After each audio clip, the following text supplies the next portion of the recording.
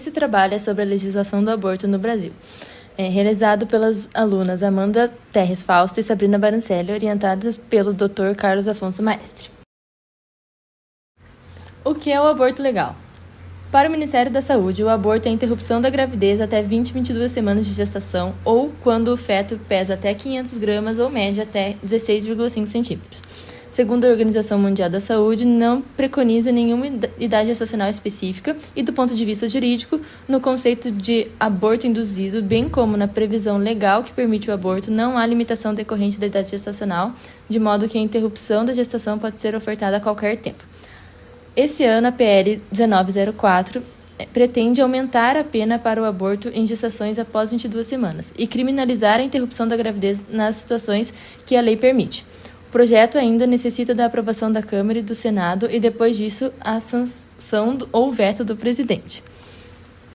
Classificação. O abortamento pode ser classificado em precoce, menor ou igual a 12 semanas, ou tardio, após 12 semanas.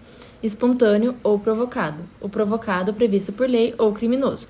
O previsto por lei é denominado aborto descriminalizado, ou seja, não é necessário passar por processo judicial, salvo em situações de estupro de vulnerável. É necessária a realização de BO para mulheres menores de idade que foram estupradas. Direitos legais do feto. O feto adquire direitos civis quando maior que 500 gramas ou maior que 22 semanas devido à sua viabilidade, ou seja, já sobrevive fora do útero. Segundo o Colégio de Obstetras dos Estados Unidos, um feto de 23 a 25 semanas já teria chance de sobreviver, porém geralmente com sequelas graves. O feto tem direito à vida desde a concepção, mas no caso de estupro, o direito da mulher é prioritário. Em quais casos o aborto é legalizado no Brasil? De acordo com o artigo 128 do Código Penal, é permitido em duas situações: se a gravidez representar risco à vida da mulher ou se a gravidez é decorrente de estupro. O STF adicionou em 2012 uma outra situação legal para o aborto, se for caso de anencefalia fetal, ou seja, não há desenvolvimento cerebral do feto. Para essas três situações, não é necessária a realização de boletim de ocorrência, exame do IML ou mesmo autorização judicial, exceto, como já foi comentado, para a gestação decorrente de estupro em mulheres menores que 18 anos. Etapas do processo. A realização do aborto induzido exige o consentimento livre e esclarecido da mulher, exceto nos casos de iminente risco de vida, sendo que, para mulheres maiores que 18 anos, a pessoa é capaz de consentir, ou seja, ela tem o discernimento para responder por ela própria. 16 e 18 anos deve ser assistida pelos pais ou representantes legais que se manifestam com ela. Menores que 16 anos, eles se manifestam por ela. Nos casos de meninas menores que 14 anos, é considerado estupro de vulnerável. Pela lei, a menina menor que 14 anos não tem consentimento válido. Lembrando que nos casos de menores que 18 anos, a vontade da menina deve ser ouvida e considerada. Se a divergência da opinião dos pais, deve ser encaminhado para a vara da infância e juventude para garantir que o interesse da criança e do adolescente seja observado. Agora vamos falar um pouco mais sobre os critérios que envolvem as situações em que o aborto é descriminalizado. Anencefalia, adicionada em 2012, o diagnóstico deve ser inequívoco, ou seja, a gestação deve ter mais de 12 semanas. É necessário a avaliação do ultrassom por 2 médicos, podendo ser o mesmo ultrassom, comprovando uma má formação.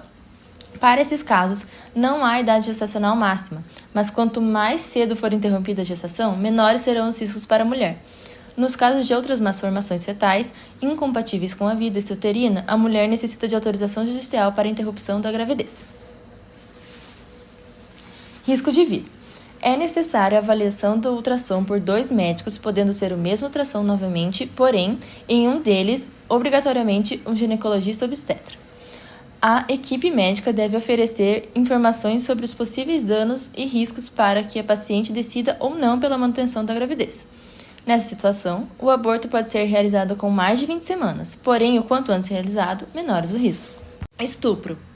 Para realizar o abortamento decorrente de estupro, as condutas a serem seguidas são divididas em fases, as quais devem ser registradas em forma de termos, arquivadas e anexadas em um prontuário médico e garantida a confidencialidade. Fase 1. Relato do evento vivenciado pela paciente, realizada pela própria mulher ou menina perante os profissionais de saúde, assinado pela gestante e, quando incapaz, por representante legal, e depois profissionais de saúde do serviço. Deve conter tipo de violência, local e data. Fase 2. Intervenção médica. Aborda o acolhimento e avaliação especializada pela equipe de saúde multiprofissional, composta por no mínimo um obstetra, anestesista, um enfermeiro, assistente social e o psicólogo. A mulher tem direito a recebimento de tratamentos contra DSTs e pílulas do dia seguinte e o apoio psicológico. Na fase 3, a mulher ou representante legal assina o termo de responsabilidade. E na fase 4, o termo de consentimento livre e esclarecido com linguagem acessível sobre os procedimentos a serem adotados, possíveis riscos, formas de acompanhamento e garantia de sigilo. Sigilo médico. É dever legal e ético do médico e é direito da paciente. Direito de dignidade, intimidade e privacidade. O descumprimento de tal pode acarretar responsabilização criminal, civil e ética. Atenção! A notificação compulsória às autoridades sanitárias e comunicação externa à autoridade policial estão previstas por lei e visam alimentar, respectivamente, os sistemas de saúde e de segurança pública com dados estatísticos sobre a violência contra as mulheres, com o objetivo de monitorar a implementação de políticas públicas para a proteção social dos grupos vulnerabilizados. A notificação compulsória, que se dá pelo preenchimento da ficha do SINAM, deve ocorrer dentro dos órgãos de saúde e é sempre realizada de forma anonimizada e consolidada. Pode haver identificação da vítima nas seguintes ocasiões: quando a paciente desejar, quando houver risco à comunidade ou à vítima, desde que haja conhecimento prévio. A notificação à autoridade policial necessita de consentimento da mulher por escrito. Se violação, o profissional de saúde pode responder por crime de violação do sigilo funcional. Em nenhuma ocasião, o prontuário médico será encaminhado com a ficha de notificação compulsória. Objeção de consciência. O profissional de saúde pode recusar realizar atos que, embora permitidos por lei, sejam contrários à sua consciência. Essa autorização advém da Constituição da República Federativa do Brasil e do Código de Ética Médica. Contudo, nos casos em que um profissional invoque com essa objeção de consciência para não realizar um aborto legal, deve o hospital assegurar às pacientes a realização do procedimento por outro profissional da mesma instituição. Os hospitais têm o dever de garantir em seu quadro profissionais que realizem o procedimento. A norma técnica de atenção humanizada ao abortamento do Ministério da Saúde estabelece que a objeção de consciência não possa ser invocada nas situações em que haja risco de morte para a pessoa grávida, inexista outro profissional que realize o abortamento legal, recusa profissional possa acarretar danos à saúde da mulher ou menina, atendimentos de complicações derivadas do abortamento inseguro por se tratar de urgência, cuidados pós-aborto. Em caso de omissão, o profissional de saúde pode ser responsabilizado por eventuais danos de ordem moral, física ou psíquica sofridos pela mulher, inclusive pelo crime de omissão de socorro previstos nos artigos 13, parágrafo 2 e no artigo 135 do Código Penal. Serviços especializados, onde ir para conseguir realizar a interrupção da gravidez prevista por lei. Qualquer hospital que ofereça serviços de ginecologia e obstetrícia deve ter equipamento adequado e equipe treinada para realizar abortos nas situações previstas em lei, ou seja, conforme o artigo 128 do Código Penal e da DPF 54.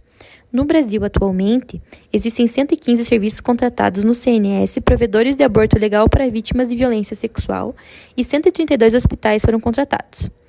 O site Mapa Aborto Legal oferece a informação dos hospitais mais próximos que oferecem esse serviço. Como abordado anteriormente, todos os hospitais que oferecem serviços de ginecologia e obstetrícia devem estar preparados para realizar o aborto legal. Entretanto, no Paraná, apenas Curitiba possui um estabelecimento do SUS que oferece esse procedimento. Consequências do abortamento ilegal. É um crime previsto de reclusão da mulher e do profissional, profissionais sem qualificação, mais de 70 mil mortes de mulheres no mundo, lesões com consequências permanentes como a infertilidade, condições precárias de clínicas clandestinas, sangramentos intensos durante e após o procedimento, podendo levar a choque hipovolêmico. Desafios. Dificuldade que os direitos consagrados por lei sejam efetivados na prática. Poucos hospitais de referência na realização do procedimento pelo Brasil e estão concentrados geralmente em grandes centros urbanos, principalmente nas regiões Sudeste e Nordeste. Então, as mulheres têm o direito, mas elas não conseguem chegar até os locais para a realização.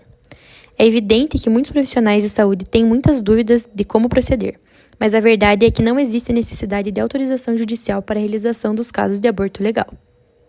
Essas são as referências utilizadas no nosso trabalho.